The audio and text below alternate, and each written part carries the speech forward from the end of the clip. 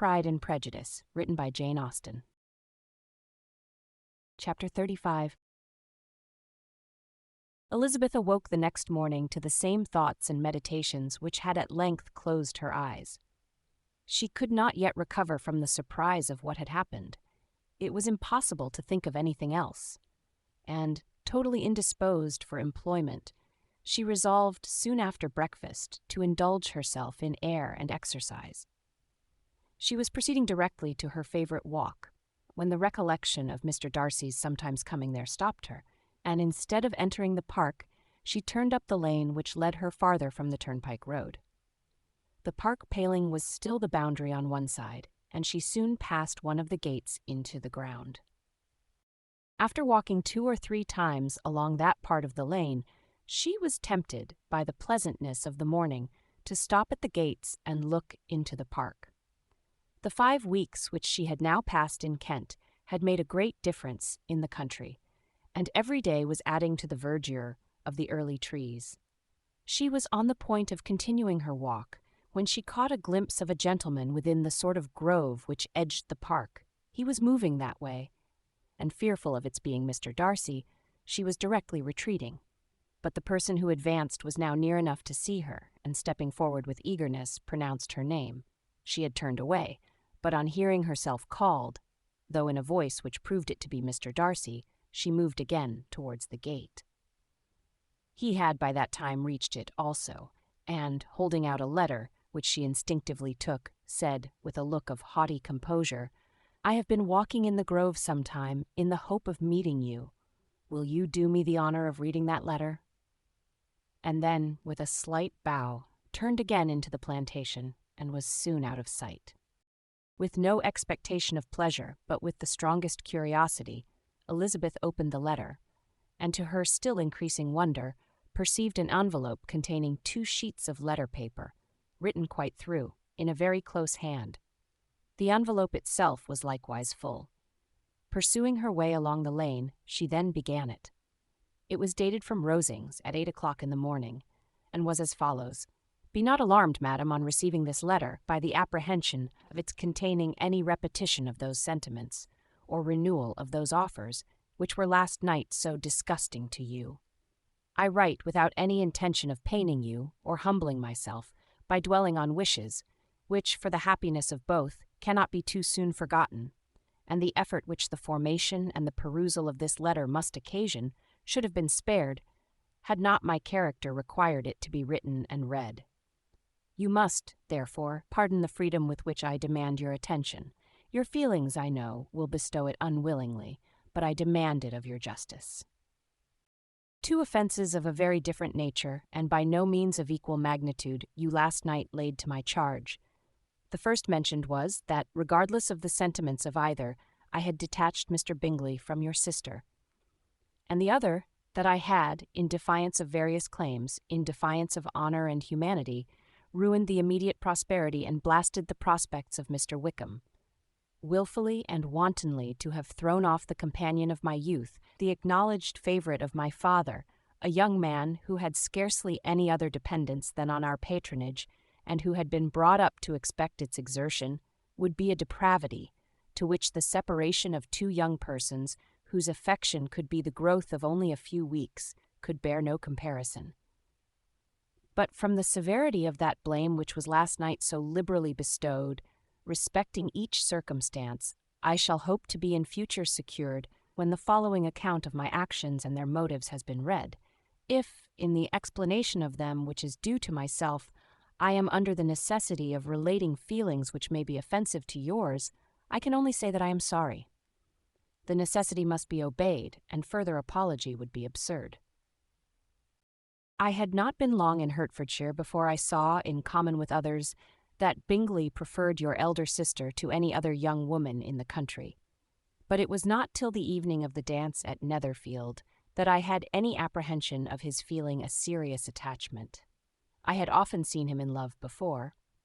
At that ball, while I had the honor of dancing with you, I was first made acquainted by Sir William Lucas's accidental information that Bingley's attentions to your sister had given rise to a general expectation of their marriage. He spoke of it as a certain event, of which the time alone could be undecided. From that moment I observed my friend's behavior attentively, and I could then perceive that his partiality for Miss Bennet was beyond what I had ever witnessed in him. Your sister I also watched. Her look and manners were open, cheerful, and engaging as ever, but without any symptom of peculiar regard, and I remained convinced from the evening's scrutiny that, though she received his attentions with pleasure, she did not invite them by any participation of sentiment. If you have not been mistaken here, I must have been in an error. Your superior knowledge of your sister must make the latter probable. If it be so, if I have been misled by such error to inflict pain on her, your resentment has not been unreasonable. But I shall not scruple to assert that the serenity of your sister's countenance and air was such as might have given the most acute observer a conviction that, however amiable her temper, her heart was not likely to be easily touched. That I was desirous of believing her indifferent is certain, but I will venture to say that my investigations and decisions are not usually influenced by my hopes or fears. I did not believe her to be indifferent because I wished it.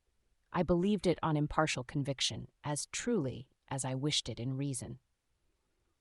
My objections to the marriage were not merely those which I last night acknowledged to have required the utmost force of passion to put aside in my own case. The want of connection could not be so great an evil to my friend as to me. But there were other causes of repugnance, causes which, though still existing and existing to an equal degree in both instances, I had myself endeavored to forget, because they were not immediately before me. These causes must be stated, though briefly. The situation of your mother's family, though objectionable, was nothing in comparison of that total want of propriety so frequently, so almost uniformly betrayed by herself, by your 3 younger sisters, and occasionally even by your father. Pardon me.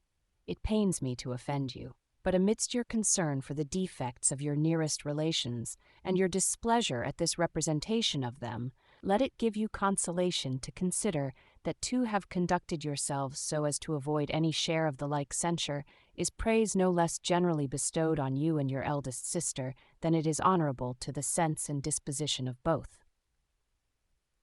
I will only say farther, that from what passed that evening my opinion of all parties was confirmed, and every inducement heightened, which could have led me before to preserve my friend from what I esteemed a most unhappy connection.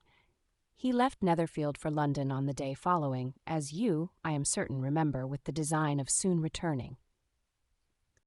The part which I acted is now to be explained. His sister's uneasiness had been equally excited with my own. Our coincidence of feeling was soon discovered, and alike sensible that no time was to be lost in detaching their brother, we shortly resolved on joining him directly in London. We accordingly went, and there I readily engaged in the office of pointing out to my friend the certain evils of such a choice. I described and enforced them earnestly, but however this remonstrance might have staggered or delayed his determination, I do not suppose that it would ultimately have prevented the marriage, had it not been seconded by the assurance, which I hesitated not in giving, of your sister's indifference. He had before believed her to return his affection with sincere, if not with equal regard. But Bingley has great natural modesty, with a stronger dependence on my judgment than on his own. To convince him, therefore, that he had deceived himself was no very difficult point. To persuade him against returning into Hertfordshire when that conviction had been given was scarcely the work of a moment. I cannot blame myself for having done thus much.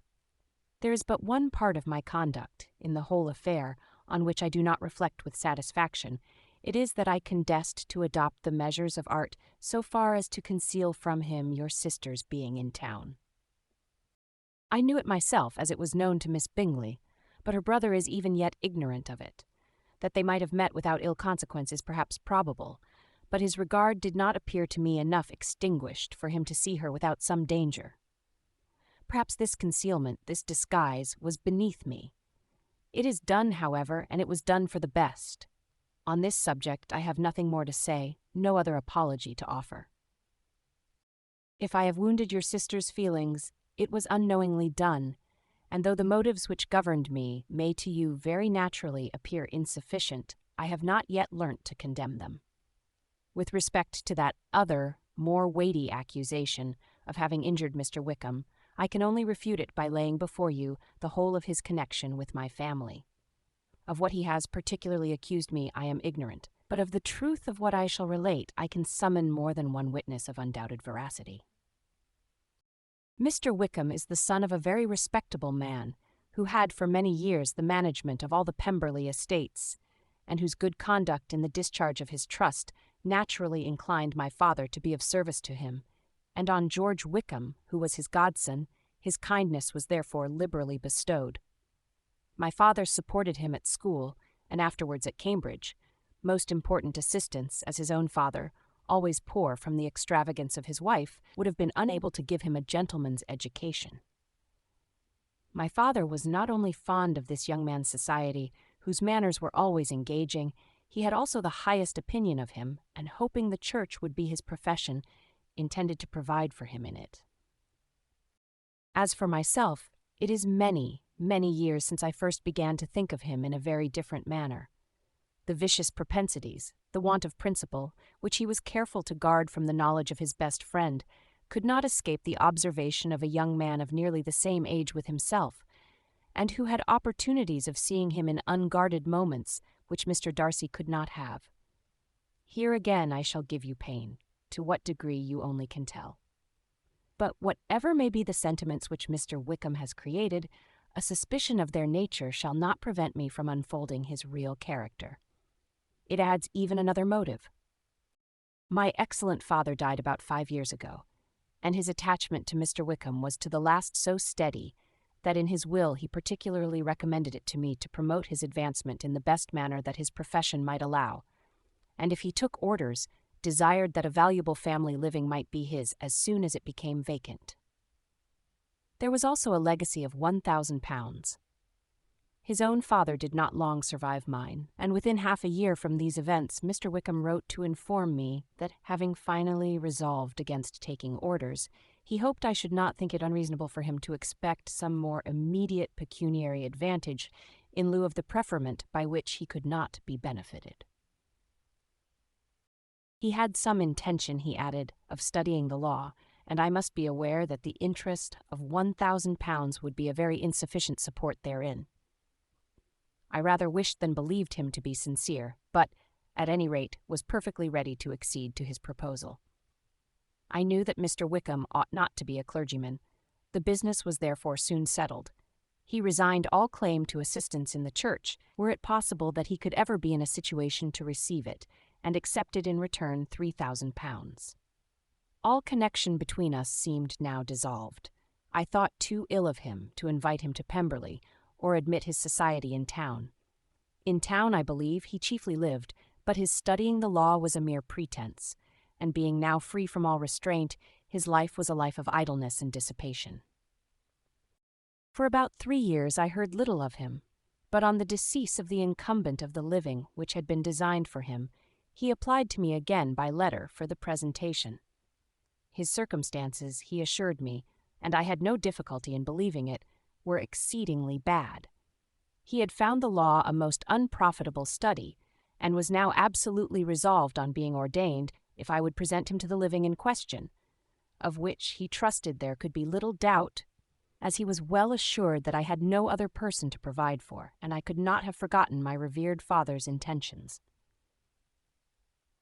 You will hardly blame me for refusing to comply with this entreaty, or for resisting every repetition of it. His resentment was in proportion to the distress of his circumstances, and he was doubtless as violent in his abuse of me to others as in his reproaches to myself. After this period, every appearance of acquaintance was dropped. How he lived, I know not, but last summer he was again most painfully obtruded on my notice. I must now mention a circumstance which I would wish to forget myself, and which no obligation less than the present should induce me to unfold to any human being. Having said thus much, I feel no doubt of your secrecy. My sister, who is more than 10 years my junior, was left to the guardianship of my mother's nephew, Colonel Fitzwilliam, and myself. About a year ago she was taken from school, and an establishment formed for her in London, and last summer she went with the lady who presided over it to Ramsgate, and thither also went Mr. Wickham, undoubtedly by design, for there proved to have been a prior acquaintance between him and Mrs. Young, in whose character we were most unhappily deceived, and by her connivance and aid he so far recommended himself to Georgiana, whose affectionate heart retained a strong impression of his kindness to her as a child, that she was persuaded to believe herself in love and to consent to an elopement. She was then but 15, which must be her excuse, and after stating her imprudence, I am happy to add that I owed the knowledge of it to herself. I joined them unexpectedly a day or two before the intended elopement, and then Georgiana, unable to support the idea of grieving and offending a brother whom she almost looked up to as a father, acknowledged the whole to me. You may imagine what I felt and how I acted. Regard for my sister's credit and feelings prevented any public exposure, but I wrote to Mr. Wickham, who left the place immediately, and Mrs. Young was of course removed from her charge. Mr. Wickham's chief object was unquestionably my sister's fortune, which is £30,000, but I cannot help supposing that the hope of revenging himself on me was a strong inducement. His revenge would have been complete indeed. This, madam, is a faithful narrative of every event in which we have been concerned together, and if you do not absolutely reject it as false, you will, I hope, acquit me henceforth of cruelty towards Mr. Wickham.